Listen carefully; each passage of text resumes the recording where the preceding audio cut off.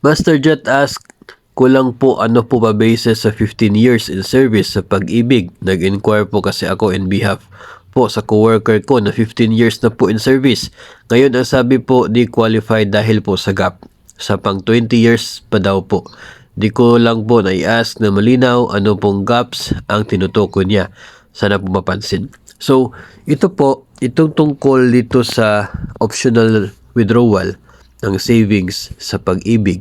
So, ano yung basis?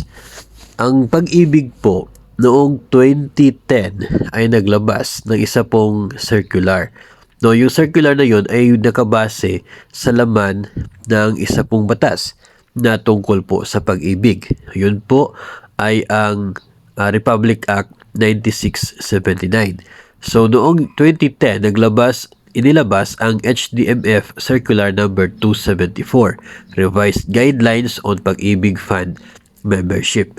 Batay po dito sa Republic Act 9679 na effective din noong 2010. At ayon po doon sa membership sa Pag-ibig, kinakailangan po ng 15 years of continuous membership para maging eligible sa optional withdrawal. So, ayon po dito sa Republic Act 9679. So, yun po yung basis ni Pag-ibig. Yung batas, Republic Act 9679, supported ng kanila pong circular numbers 274. So, dito po, sinasabi dito, yung mga naging miyembro ng Pag-ibig starting 2010 ng January, sila po ay yung optional withdrawal nila doon na po sa 15th year. So yung 10 years na withdrawal pwede lamang kung hanggang 2009 ka nag-start as Pag-ibig Fund member. So yung 2009 na hire, yung optional withdrawal nila until 2019. So pagdating ng 2020 ay wala na pong optional withdrawal kasi yung mga na-hire o yung mag 10 years sa 2020 na-hired sila ng 2010.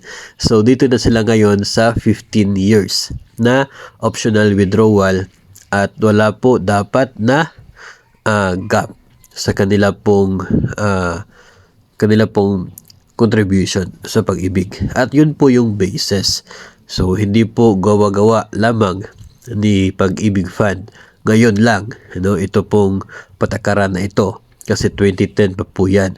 2010 naging epektibo yung batas, 2010 din lumabas ang circular galing sa Pag-ibig Fund. Siguro hindi lamang po tayo na-inform nito at hindi lamang po siguro tayo nakapagtanong tungkol po dyan noong tayo po ay bago pa lamang sa Pag-ibig Fund. Kaya ngayon lamang po natin ito nalaman noong tayo po ay supposedly ay sa palagay natin tatanggap na sana tayo ng atin pong optional withdrawal. So yun po, dapat walang gap kasi kapag mayroong gap doon mo pa makukuha upon maturity. Kailan po yun? Kapag umabot na ng 240 months na contribution sa Pag-ibig Fund.